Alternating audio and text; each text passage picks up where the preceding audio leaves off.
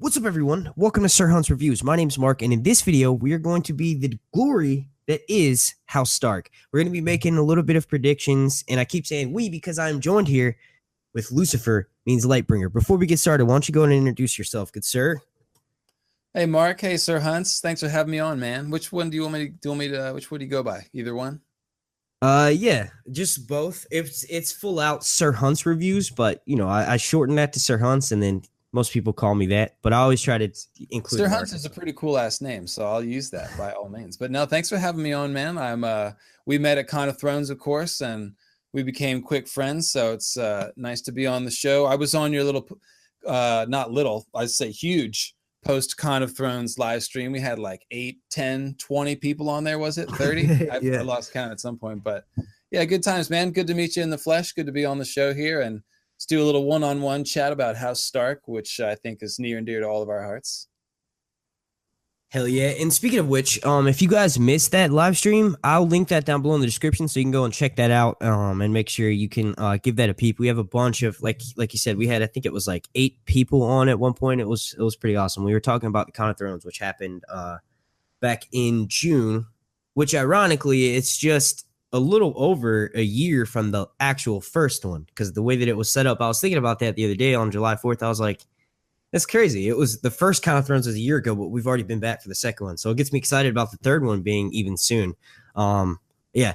But yeah, as far as House Stark, I guess I'll just kind of briefly run down a little bit of their history. Maybe we'll just talk like a little bit about the Kings in the North, maybe, in like some of their customs. And then I want David to kind of take it from there, and let's see if he has, he's the master historian here, so we'll get that going. All right, so traditionally, House Stark buries their deceased members in the crypts below Winterfell. The Kings of Winter and the Lords of Winterfell are given a statue of their likeness sitting by their tomb, and normal family members don't get one. Obviously, there was an exception made for Ned's brother and his sister, Brandon and Lyanna, but that's kind of a rare thing. I know I kind of just jumped into I guess we should start. Where did they hail from? Do you want to tell us where they initially came from? Like, are they native to the north in Westeros, or? So the House Stark, actually, there is a little bit of a clue that they come from the Reach, but it's so far back in distant memory that it's not really. It seems like they got established at Winterfell sometime around the time of the Long Night, perhaps just before or just after, or I would say during and then after. But, of course, when you go back 8,000 years, the timeline is a little fuzzy. But there's a couple of ancient clues about some guy named Brandon of the Bloody Blade, who was a son of Garth the Green of legend from the South, who then eventually is related to Bran the Builder. But the most important part about House Stark history, I think, and especially in terms of the TV show, is their connection to the Night's Watch and the Others and Night's King, because that's really what we're going to have to be dealing with here in season 8 at the conclusion, is the Others and Night's King and the Wall and what all that history is about. Bran's trying to figure out what his history is about with the Starks and Greenseers. It seems to be important in some way, but we don't know exactly how yet. I guess we're going to speculate on that. But the Starks do have some important history. I mean, of course, maybe you can tell me how much of the Night King legend is in the show. Not nearly as much as in the books, right? Yeah, I mean, there's so many, and I have people that comment all the time. They're like, Bloodraven is not the Bloodraven from the books. He's the three-eyed crow on the TV show, different character. The timeline doesn't add up because he's been under the tree a lot longer. I mean, the original theory is that he was like the 13th Lord Commander, and that, he like basically started doing black magic and he got like a moon bride, and like there's all that. That's not really in the TV show at all. So I think. No, it's not. I don't think it is. But the most important part of it is that Old Nan finishes the story by saying, he was a Stark, basically. Some say he was a Flint or a Woodfoot or a Bolton, but, never you doubt it. He was a Stark. His name maybe was Brandon, and maybe he slept in this very bed. So it's strongly implied. That's not even. I was about to say, that's not even on the TV show. Like, that's not even mentioned. So but it's easy to see how that fits. Like, the Starks hold their words about winter is coming. They're very closely tied to the Night's Watch. The Night's Watch is formed to protect against the others. So you get this feeling like there's this ancient connection that the Starks have to the others. And that's exactly what the book history implies, is that in fact, Night's King, who seemed to be creating others, is possibly a Stark. And he was thrown down by his brother, supposedly, again, a guy named Brandon the Breaker, who was the Lord of Winterfell, who combined with the king beyond the wall at that time, who was supposedly Jorman, the first Jorman. So there's whatever the specifics are. The point is, like, when George gives us myths, we're supposed to take them with a grain of salt. But if you understand the way books are written, it's pretty obvious that the Starks are right at the center of the story, and the idea of them having this ancient history with the others and Night's King just makes a ton of sense. So whatever that is, Jon and Bran and the rest of them are going to have to confront that, I think, in season 8, and that's really what we're going to see. Yeah, and I'm gonna say this right now. If you guys listening, if you guys want to know more about depth stuff like that, we can do like a podcast again on like the prequel stuff, because I think that's why a lot of people want George to have a heavy hand in this Age of Heroes prequel, is because there's so much sensitive storyline around that time that's highly debated, and the storylines from trying to match them up with the TV show, it doesn't add up. So there's a lot of like confusion, I think, not necessarily confusion, but there's a lot of stuff that we want cleared up. And if there is a spinoff that's going to be involving a lot of that time frame, we want George to be there, or at least Elio and Linda. We want them to be there to be like, okay, this is what happened. Just making sure this, you know what I mean? At least for the first couple seasons. And that's another thing too, is I don't know if the prequel will run as long as the original. I think if anything, it would be perfect to do 5 seasons, because then we can get another prequel from a different time frame. You know what I mean? Yeah, it's hard to know. Like I mean, on one hand, there is a lot of myth and legend about the Age of Heroes and the Long Night and stuff that's in the books, but it's all pretty threadbare. I mean, all these legends are like 3 paragraphs long. So they've only got the barest of outlines. There's a lot of room for the TV producers to fill in a story behind that. And also, they're supposed to be legends, like I said. They're supposed to be, flawed and changed through time by culture and politics. So it's very easy to have wiggle room on all but the very most key elements, like the Starks and the others need to be connected somehow. We got to figure out who built the wall and stuff. But apart from that, like Lan the Clever, for example, he's so mythicized and amazing in his stories that you could decide on any kind of reality and strip that down and show this, somebody like Tywin Lannister that consolidates power and establishes his house and was just remembered as being very clever. And then over time, things grow into legend where he's haunting the Rock with ghosts and doing all these funny things like in the legend. I wonder what the legend of Tywin and not just Tywin, all of these characters that are around Robert's Rebellion, the War of the Five Kings, what they're going to be portrayed as in 100 years from now. Like what? Because with Lan the Clever, I know he did a lot of good things, but the first thing that pops into my head is that he impregnated almost all of the starting members of House Lannister, right? So he basically he tricked I can't remember who it was that owned Casterly Rock beforehand, but he basically tricked them out of it, and he like impregnated the dude's daughter. So there's some good shit that he did too. And like what you were saying earlier, Garth Greenhand, one of his bastard sons, Brandon the Bloody Hand or whatever, he's supposed to be related to Blade, yeah. Yeah, and he's supposed to be related to Bran the Breaker. So that ties the Starks down with Southern roots, you know what I mean, with Garth Greenhand. Mm-hmm. And if I'm not mistaken with him, he's like another character. Like I can't remember in the synopsis for the prequel, there were certain characters that they mentioned that we'd get to hear the story of. I don't know if Garth Greenhand was one of those, but I don't know if I heard that there was a list of characters.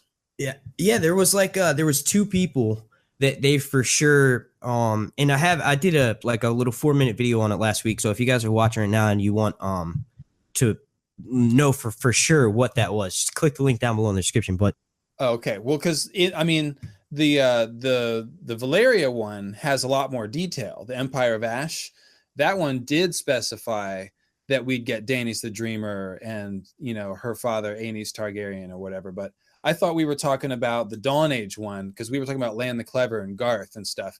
I haven't heard that there was a list of characters for the Dawn Age show, the Long Night show. Maybe not a list of characters, but like a list of events, and you kind of know which characters are associated with him from A World of Ice and Fire. So that's probably where my brain's going. But either way, let's get back on track to House Stark. We're supposed to be focusing. That's my ADD getting the better of me there. But yeah, so I'll just ask you a basic question: Who's your favorite member of House Stark that's alive right now on the television series? Alive right now on the television series. Well, there's only four. I mean, I've not much choice. Sorry. I've always found Jon to be the one that I related to the most, and so I'm really interested in what happens to him. But on the show, he's gotten a little less interesting, and I feel like Sansa is the most interesting at this point. So I don't know. And they really screwed up Arya's character to the point where I'm not as invested in it anymore on the show. So I'm interested to see what Sansa does. That's the biggest one where like I don't know and Bran, obviously, like Bran's doing the most magical shit and we don't know what he's gonna do. So I guess maybe Bran is the answer. But yeah. Yeah, because a lot of people, I was mentioning how Jon is obviously probably him and Arya are my two favorite members of House Stark. Like, I try not to judge them for the character turning points they took during season 7 because the Winterfell plotline, and like I said, Arya is my favorite character. Arya, Jon, Daenerys. I know you can't have 3, but I do. I try not to judge the questionable choices they made in the direction where they took her and Sansa's storyline. I didn't enjoy it very much, but as a whole, you know, I'd say her and Jon are my two favorite, Arya and Jon, and a lot of people are saying now, well, Jon's not a member of House Stark. He was a bastard. He grew up. I feel like Jon's the type of person that would not change his last name. You know what I mean? He's not going to change his name to Aegon. That's not going to happen. He might be a Targaryen by blood, but he was born a Stark, so he's always going to be a Stark. So a lot of people are saying now Jon can't really be considered a member of that because you find out, you know, season 7, his parents legitimately had him. He's not even a bastard. He's an actual Targaryen with black hair. So you can't consider him a member, especially since he got with Daenerys. So he's like not, I guess they're traditionally sister wives, but they believe in incest, and that's a part of like, you know, keeping their bloodline pure. He's official Targaryen, like, so you can't really consider him part of House Stark. So if we did do that, don't you think that they've sort of foreshadowed this dynamic when Jon gave that speech to Theon about him being both Stark and Greyjoy? I mean, I felt like he was actually foreshadowing his own split between Targaryen and Stark, and the answer ultimately is that he's going to have to reconcile both halves, I think. Well, yeah, I mean, you could even say that it's foreshadowing his parts of being a bastard and now being a member of House Stark because he's King of the North. So you could even say that he's talking from his own experience of like when everyone started shouting King of the North, he's speaking on his own happenstance. He's like, do I really want this? I guess I'm a member of House Stark. Sansa, yeah, sure. Sansa gave him that same speech at the end of season 6 when she's talking to him on that, you know, that platform they love to put the Starks on right outside Winterfell. They're talking about how, you know, you should say, Jon's telling you should say in father's room, and they're basically saying like, nah, I mean, it's your dad too. Like, Catelyn was a bit of a bitch, but you know, ultimately you're still, Ned treated him like pretty much like a son, you know? Yeah, I agree with that. I often make that point that no matter the truth of RLJ, which obviously it is true, it doesn't change the fact that Ned is his father because Ned raised him. And same is true with like, you know, if you entertain theories about Tyrion being a Targaryen, it's like it doesn't change the fact that Tywin's always his father because Tywin raised him. That's not really even part of the argument, you know, like whoever raises you is your father. I mean, I've got one of my best friends is adopted, and there's, you know, when he thinks of his father, it's the father that raised him, not his sperm donor father. So, you know, it's the same thing with Jon. Like his connection with Targaryen is gonna have to be based on future actions, really. Like there's not a history to connect with directly. There's only Daenerys and her dragons. You know, so I don't know. It'll be interesting. Like, will Dany take him back to Dragonstone? You know, will Jon get back to Dragonstone after he understands that he's Targaryen? Maybe we could then see a scene where he emotionally connects to his. And obviously, I guess the question is, you know, will he ride a dragon, and how will that work? And Yeah, I think people's heads would explode. I mean, to be completely honest, if he doesn't ride Ghost, I'd be pretty. And that's the thing too. He's like he's already. Ghost? Yeah. Well, have you not seen that thing on Reddit / Free Folk where it's like it shows someone's head exploding when it's John riding Rhaegal, and then it goes down and it's like John riding Ghost, and then the head gets even bigger, and then it's like John on Ghost riding Rhaegal, and the guy's head just blows up. Okay, no, I haven't seen that. Yeah, it's a pretty funny meme. There's like comedy gold at Reddit / Free Folk. But no, it's like I feel like, yeah, me as a fanboy, I'm gonna be disappointed. But then honestly, seeing it on scene, like I remember thinking the Field of Fire 2.0, right? So we see clips of it in the initial trailer for season 7. I'm like, oh man, this is gonna be fucking nuts, dude. This is going to be Tyrion riding on a dragon, because I had this idea that, you know, obviously he's the one to go down and let them go. They've had that. They didn't bite his head off. They didn't burn him. You know what I mean? Yeah, it was suggestive. Yeah. So I'm like, okay, it was almost like what happened to Quentin in the books. Like we were talking about this at our panel, Con of Thrones. He's like, we assume he's burned. He's dead. So there's a risk for that to happen. I'm not saying that he's a Targaryen. I think he's a Lannister. I think he's Tywin's Bane. He's Tywin's one true child, put there to punish Tywin for being so arrogant. At least that's what the Mad King says. I just like the way that that's put. But him riding a dragon, I thought it's going to be awesome. And then when the episode's happening, and I'm like, if Tyrion gets on a dragon right now, that would be so lame. It would take me out of the show, because that would never have been set up. Like Daenerys getting on a dragon for the first time in season 5 was like, what? You know what I mean? The dragon Drogon had gotten just big enough for her to do that, and it was like, it takes away, because Game of Thrones is a different show, seasons 1 to 4. It's very like, before the dragons get too big and they start taking the main point of the story, it's very much like you can relate that to if you didn't know what the name of the show was and you didn't know that it was obviously based on these books. You could be like, okay, I could see this. This is like some ancient folklore from Ireland or something, and they're just retelling a story. Like, you know what I mean? It fits in with a very medieval period piece type of show, but then when the dragons get bigger, it just makes it like this fantastical thing. And then when Dany gets on the dragon, you're like, what? And then I don't know. So yeah, I guess what I'm getting at here is like the idea of Jon riding a dragon would be really cool, but when you actually see that on it would kind of come out of nowhere.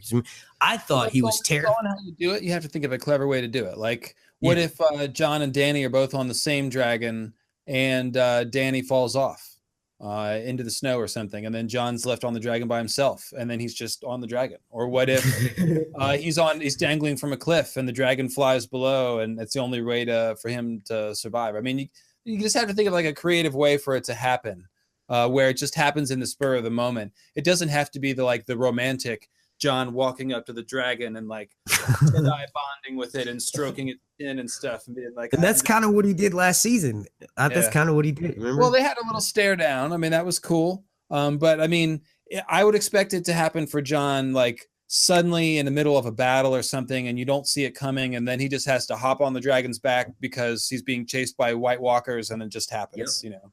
Yeah, that's how I was saying. That's what I was thinking it was going to happen with Tyrion, is like it would be out of desperation. Daenerys is about to get taken out, or the dragon's already been hit, and it did. Sure. It did get hit, and she had to pull the barb out of its shoulder. So I'm like, oh, this is about to happen. Then I'm like, nah, wouldn't. What if Tyrion's like fitting his custom saddle on the dragon, and then it just takes off, and he's like holding on. He's like, oh fuck, I'm riding the dragon now. Like.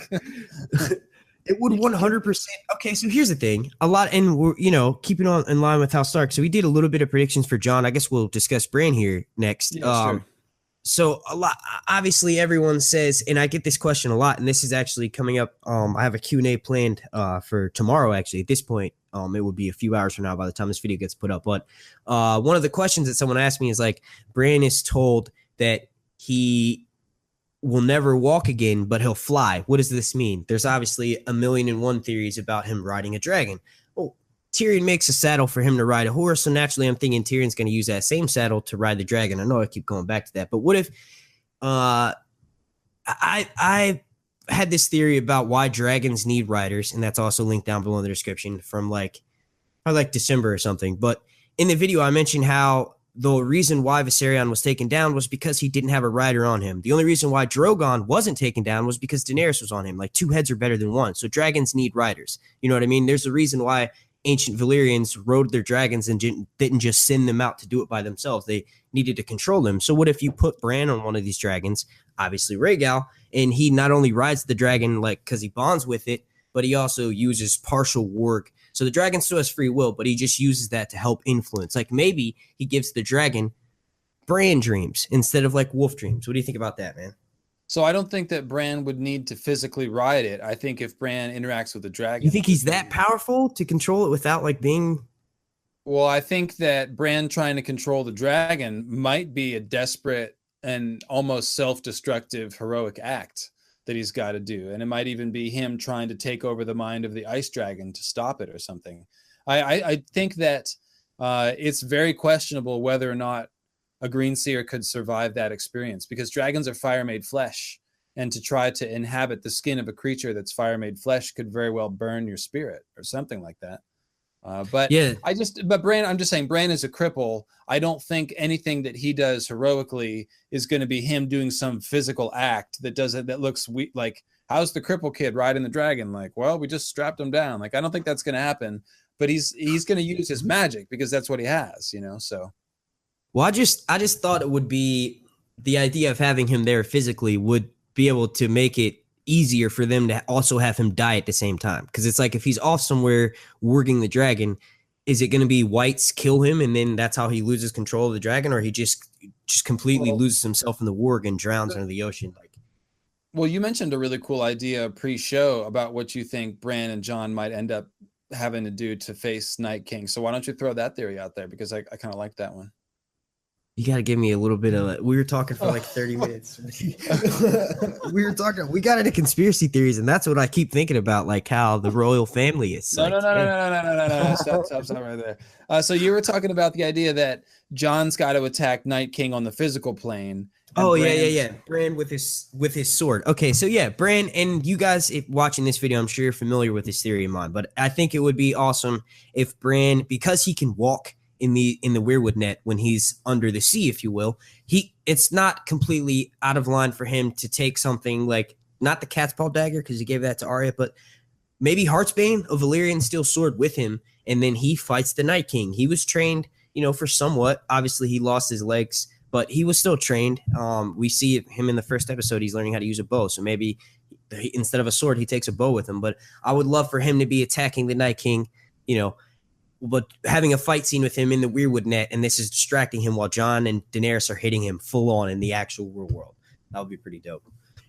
That would be interesting, if only because, like, Bran, like you said, we start off with Bran dreaming of being a knight, and his first sort of conflict is that he becomes a cripple and can't be a knight. So if you gave him, like, where his last heroic act was he actually did get to stand up and hold a sword one time, you could sort of see that being poetic. Yeah, I imagine. I mean, I agree with what you're saying. His ability and what makes him special and unique is his magic. So that's going to be heavily involved with how he goes out. There's another thing too. Do you see him surviving in the end? Like if the White Walkers are all killed, what's the point? You know what I mean? No, I don't think Bran's going to survive. I don't think Jon's going to survive. The only person I'm certain of is Sansa. And I think Arya too, probably, but definitely Sansa. She's the only one for sure. Now, see, I think Sansa is going to be the last one who dies because there's zero chance that Sansa will die. None. Why do you say that? Let's fight. Come on. Why do you say that? Why do you say there's zero chance she'll die? Well, because she doesn't eat the pomegranate. That was intentionally mysterious. Sorry. So in the books, I know. I was like, he's doing his long pause thing. I got this. I've listened to your podcast. I'm waiting for the explanation to come up. What's deep up? Breath. No. So in A Feast for Crows, when Peter first abducts her away from King's Landing, and he's breaking down what's happened and what's going on, and she's going to have to go into hiding in the Vale and stuff, he tries to feed her a pomegranate, and that's a famous reference to the Persephone myth, where Persephone is trapped in the underworld because she eats the pomegranate seeds while she's in the underworld, abducted by Hades. And so Peter is playing that role of Hades, abducting Sansa, and offers her the pomegranate, but she very poignantly refuses to eat it and eats something else instead, which tells you that in the books, if I could just finish, in the books that she's not going to die, essentially. And that's sort of a cutesy way of putting it, but also I think from a plot arc, I think she's the one that makes the most sense to continue the line of House Stark. Okay, so I love that you just did that. Two things I want to comment on: the Persephone with being trapped in the underworld for eating the pomegranate. That's very similar to the Adam and Eve story with them eating from the tree of knowledge and then being kicked out.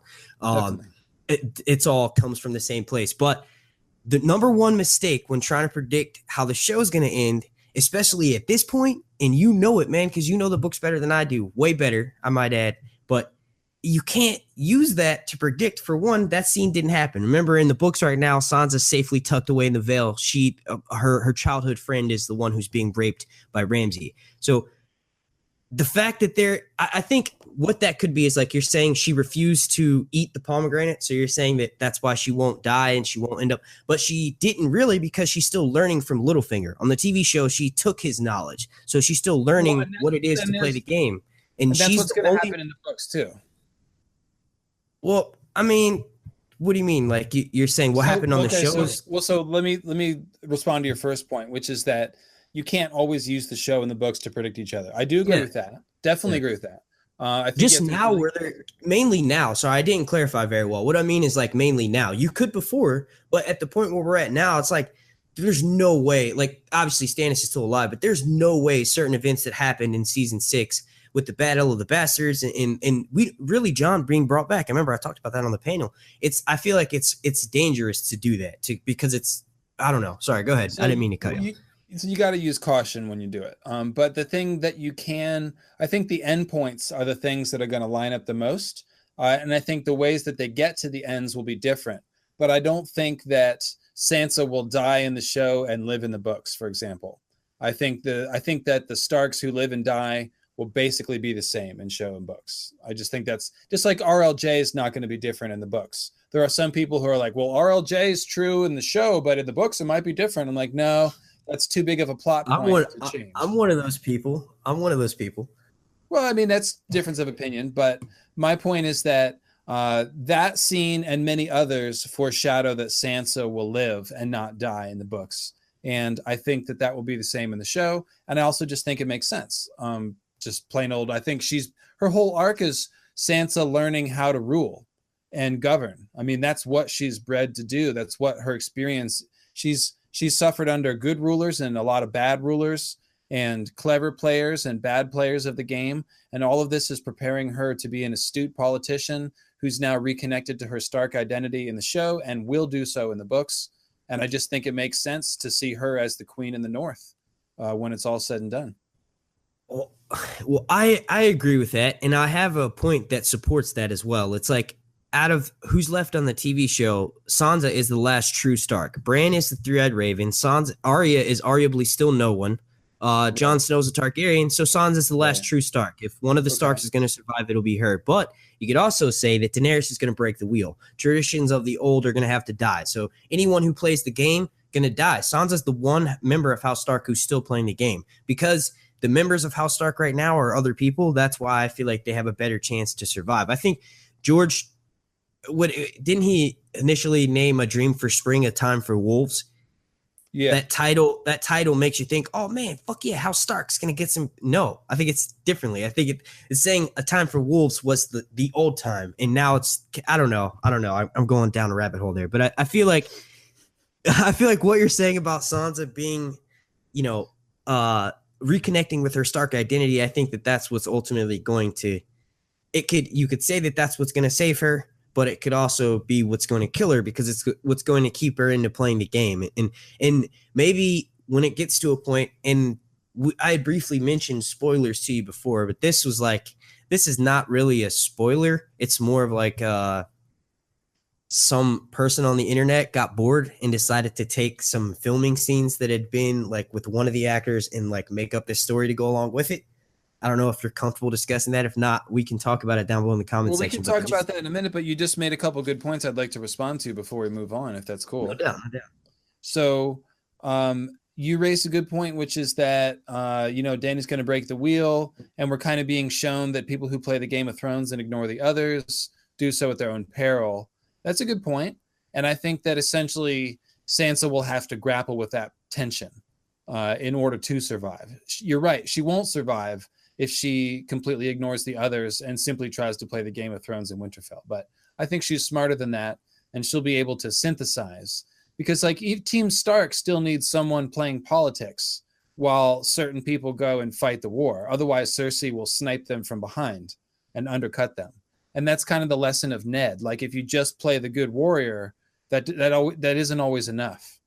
And I think Sansa is given the experience that she has to bring the other side of the element. And we saw that her and Jon complemented each other pretty well by the end of the season. And, you know, with Jon as the warrior and Sansa governing a bit. So some of the writing was sloppy. And like you said, some of the Winterfell stuff was badly done, but you can see what they're trying to do. They're trying to show us that teamwork. And also Arya and Sansa seem to have a good 1-2 combination, where Arya is like sort of like the hand of Sansa. She's the executioner, the weapon, the sword arm of Sansa. So it's cool. I think that dynamic is fun. But the reason why I think Jon is going to die is because in the books, I don't think any of the resurrected people are long for this world. Meaning that, like, ultimately, if you're supposed to be dead, you got to be dead. And trying to fight that is like unnatural. And so I think Jon will be brought back to life to do what he needs to do, but then he'll have to sort of like set his burden down, just like Beric did in the books. So that's my take on that.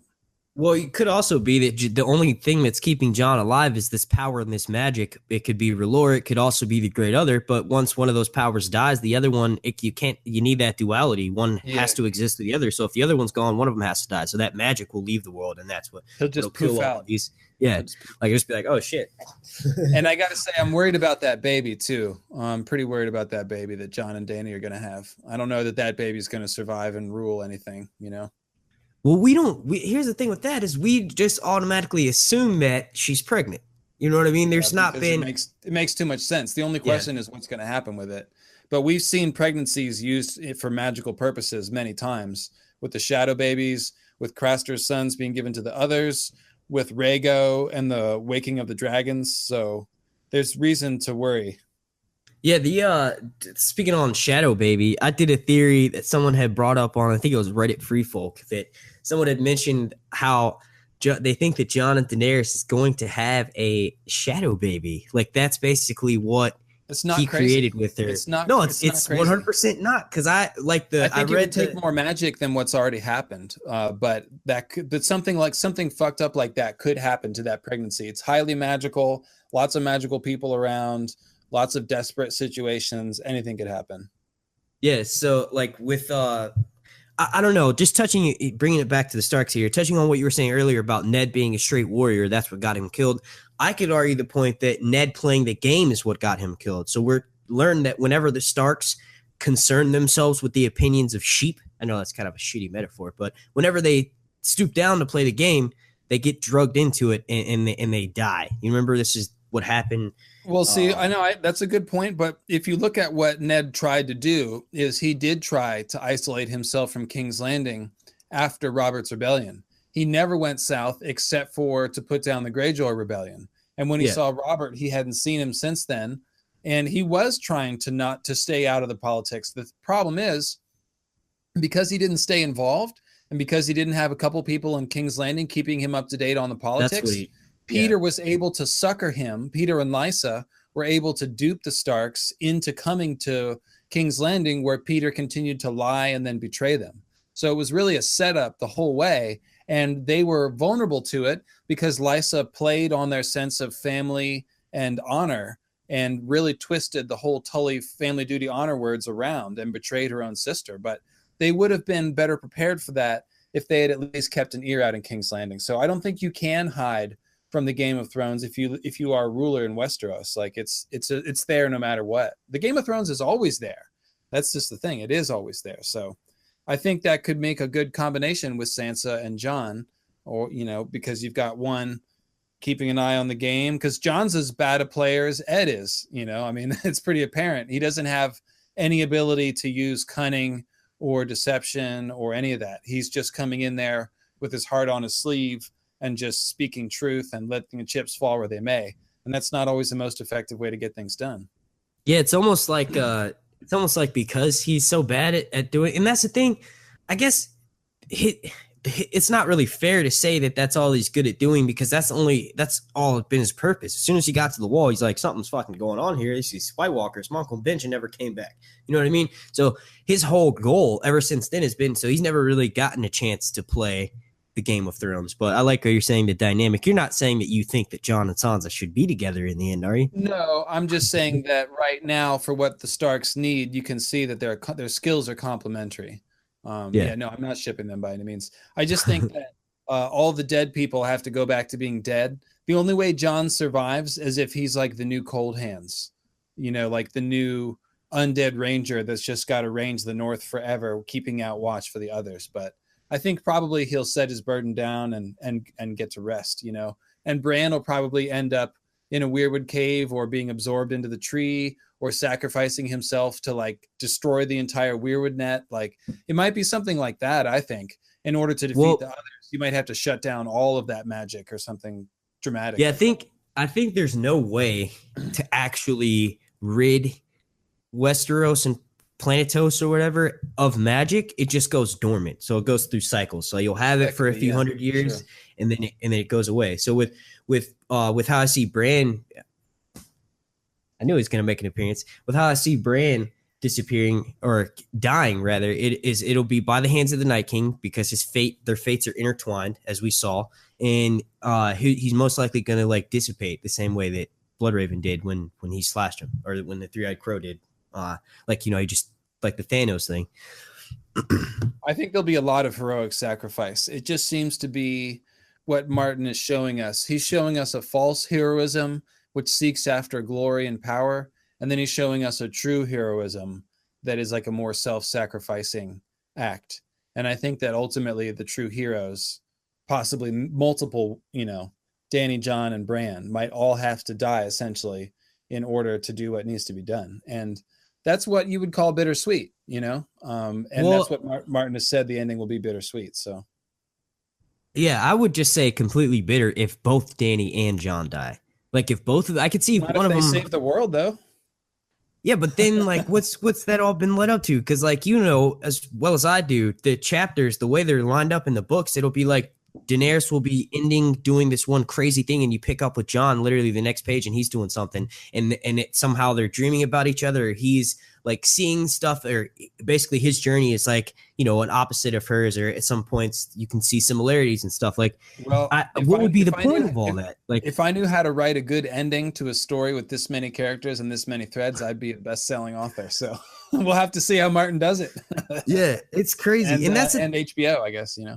Yeah, I was about to say, and that's the thing too, is like, I think it's silly to even think this way, because I know George has commented himself that no, he hasn't finished the fucking books and he's not holding them to change to see how the show ends, so that because that's not his thing. He doesn't want to please fans. He doesn't give a shit. He knows that he's writing his story for his audience, and he knows that they're gonna love it. You know what I mean? So it's like, I don't know. I feel like if both Jon and Daenerys die, that would be extremely bitter. You know what I mean? But to just kind of bring this back full circle, the one member of House Stark we kind of haven't really touched on that much is Arya. Do you have any insane, and I hate to do this because it sounds like I'm interviewing you instead of we're having a conversation, but do you have any crazy Arya theories that you want to share for season 8? I don't have crazy Arya theories, but you do have to look at, like, when you're trying to figure out what a character is going to do at the end of the game, you have to figure out what have they been shaped to do. And Arya's been shaped to be a killer of unparalleled skill and ability. So how's that going to figure into the ending? It's hard to see how that would tie into like the others exactly. So you kind of think maybe she'll do one of the most important non-magical plot things, like, killing Cersei or killing somebody else that needs to be killed, or I don't know. I mean, maybe I could see her assisting, being sort of like somebody that saves Jon in battle, at the last minute. You always get those scenes where the main character needs a sidekick to rush in, save him. That could be Arya for sure. There's even a little bit of foreshadowing that if Jon, when he's done, like wants to die and needs to die, that Arya will be the one to give him that gift of mercy. So that's another. I guess that's my craziest theory is that Yeah, is that's deep, dude. That's yeah, deep. there Like is she would foreshadowing. be, if there's any member of House like other than Bran, but he's kind of physically incapable of doing that, I guess. But yeah, if there is a member of House Stark who has to put Jon out of his misery, so to speak, Arya would 100% be the one to do that. One of my fanboy like daydream endings for her is to like in this next season, Sansa finally picks up a sword, just like they finally put armor on Daenerys' dragon, but Sansa finally learns how to fight somewhat. No, So not gonna she's, happen. I mean, yeah, no, that's why I said You could see fanboy her like daydream, you could see her but like she, pick up like a candelabra and clock somebody over the head, once or something. But and see, that's why I like this story is because the women in this story don't fit your traditional stereotypes in what you think of a damsel in distress. But Sansa is a political figure, but she's the only, and that's the thing too, is like John mentioned at the beginning of season 7, it's like man, woman, or child, doesn't matter. You got to pick up a sword to protect yourself. Why is Sansa not out there training with Arya and Brienne? It makes no sense. But my fanboy ending for her is to train Sansa, just like Sansa will teach her maybe a little bit of how to play the game. And something happens where Arya ends up sacrificing herself to save Sansa, or the other way around. Maybe, yeah, I can see that. yeah, maybe Sansa ends up sacrificing herself to save Arya, and then Arya completely changes who she is, and she's still an assassin, badass warrior, but she's also a lady at the same time. So maybe she decides to settle down, carry on House Stark's name, which I guess you wouldn't be able to carry on House Stark's name because the one person she would marry is obviously Gendry, and that would be Baratheon. But I don't know. That's I that's think my that's my fanboy ending for her. But my actual ending for her is like what I most likely see her. If she survives the very end, she's gonna go west to Westeros. She's now that she knows her family will be somewhat safe, she's going to go and explore and discover herself. You know what I mean? who Sansa or No, Arya? Arya. Oh, Arya. okay, Arya. Yeah, no, I like that.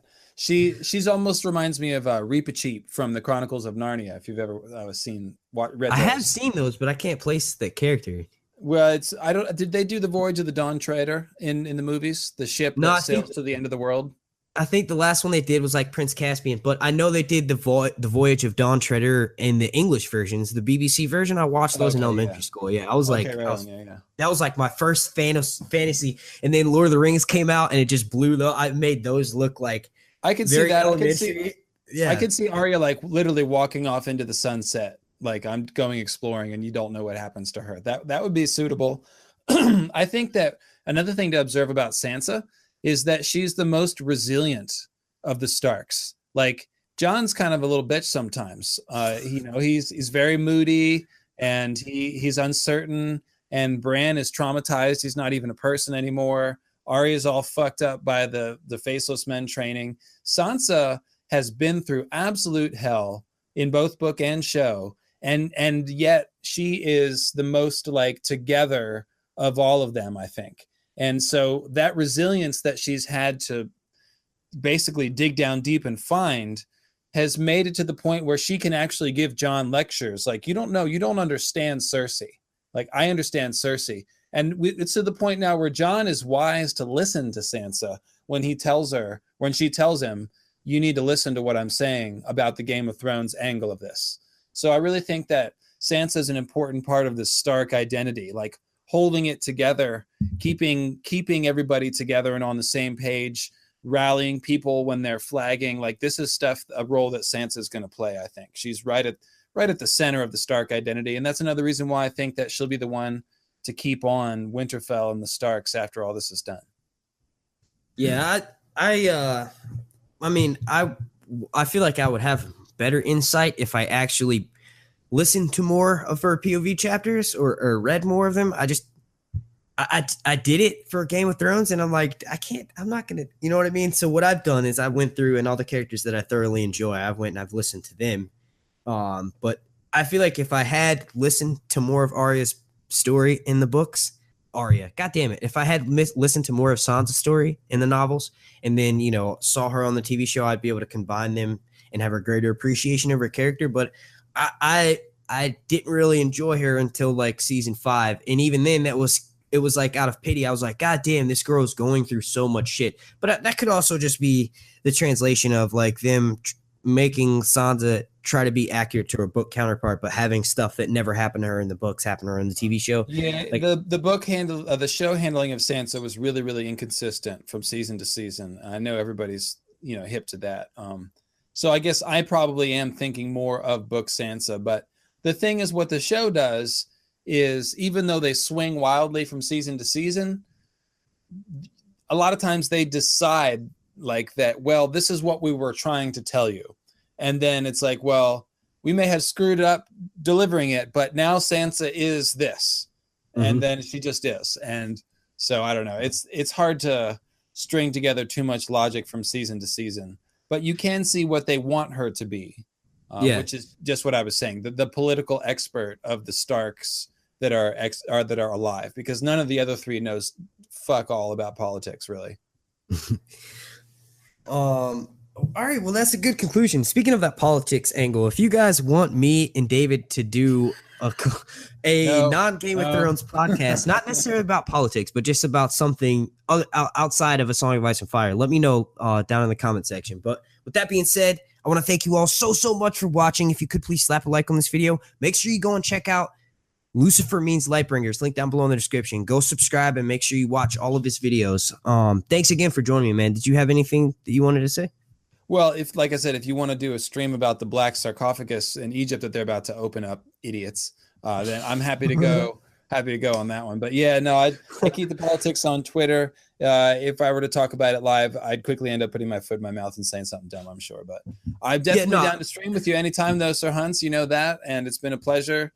Everybody, you can find my stuff, lucifermeanslightbringer.com, YouTube channel, Lucifer Means Lightbringer. Got a lot of good videos if you like the backstory, the symbolism, the mythology, and lots of jokes, then check out that stuff. So the podcast is Mythical Astronomy of Ice and Fire if you're on iTunes, and that's about it. Nice. Well, yeah, thanks for coming on, man. And it was a bad reference to say political. I didn't mean that. I just mean like something outside of that. But yeah, no, I understand that, because I remember for like, okay, this is it. I want to thank you all so much for watching. If you could please slap a like on this, like goals 420. My name's Mark. Thank you once again, Lucifer, for joining me. This has been Sir Hunt's Reviews.